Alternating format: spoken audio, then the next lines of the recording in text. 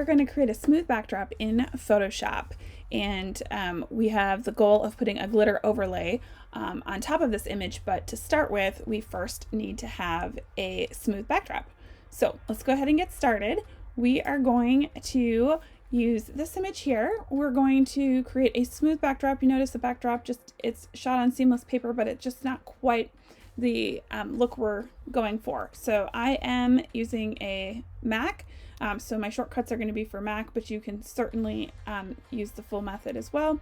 So I'm going to hit Command J and Command J again so I can duplicate the layers. You could also go up here and simply duplicate layers. So for simplicity of the video, I'm going to rename these backdrop and texture. I do not do this step normally when I'm editing because I just don't need it. But to make it easier to show you, we're going to do that. So we're going to first turn our texture layer off, leave our background layer on.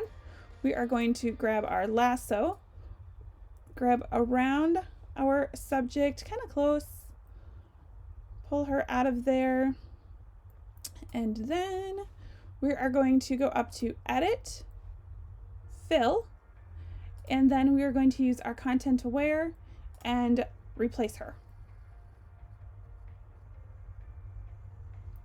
So once that is done, we're going to deselect, so Command D on the Mac. All right, and then we now have our subject gone, but we need our backdrop smooth. So we're going to go up to Filter. We're going to go to Blur and Gaussian Blur. And we're going to adjust this now because I've already been editing these. They're kind of set up that high, but if we scroll down and look at 5, obviously it's not smooth enough. You kind of go up, and you probably want it about as little as you can get away with, but I'm going to go with 318 for mine today. So now that we've got the backdrop smooth, we need to bring back our subject. Before we do that, I want to make sure that we don't lose all of the fine details as we mask her back in. So I'm going to first convert her to a smart filter. All right, so we're going to enable the smart filters. And then we are going to we're going to go use filter again, other, and we are going to use high pass. And after we get in here, we're going to find our girl here. Okay. So as you can see here, her hair, if you scroll this down, you can't see anything. Scroll it up and you get a whole lot of texture. So I'm going to go right around to 2, leave it on that, hit OK. Now we're going to go back over to our blend mode. We are going to turn it to hard light.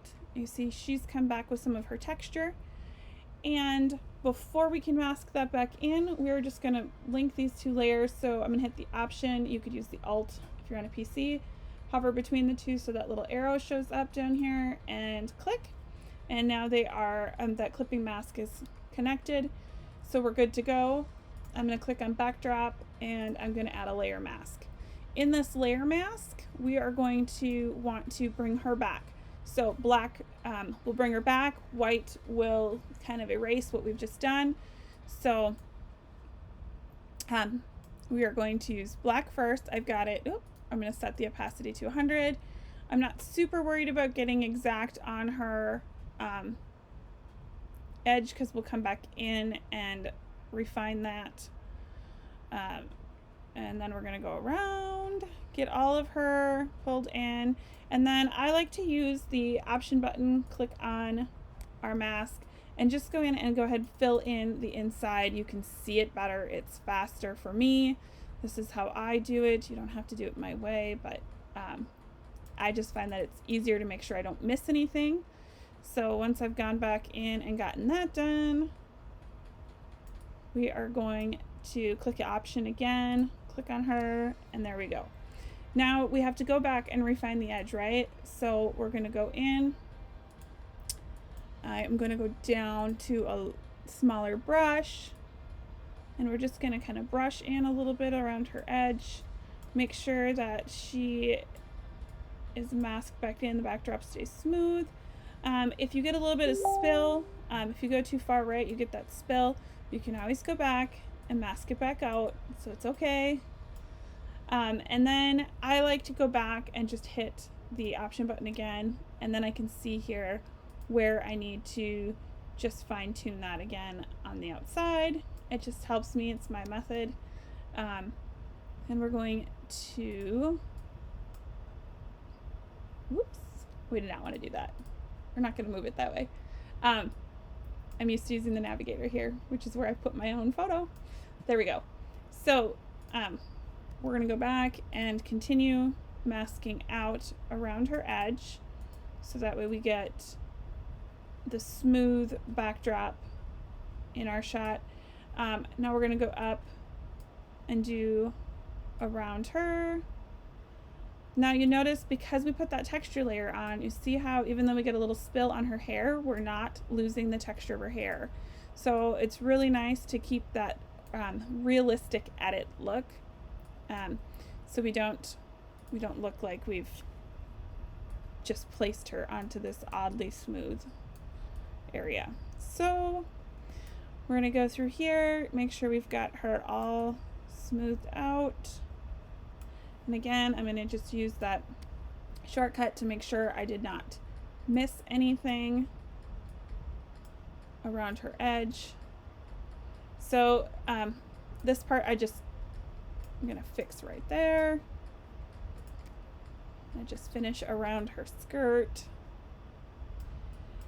And then once we have this done, we are going to have a completed smooth backdrop. So super slick, really simple steps walk you through this, so that way you have the backdrop looking the way that you want it, so that you can then go back in and add other layers on top, or leave it just like this. Great for maternity sessions too, anything where you're using that seamless backdrop but you can't get it quite as seamless as you want it. So we've got her all ready for our next set. We can just flatten the layers and she is good to go. Fantastic.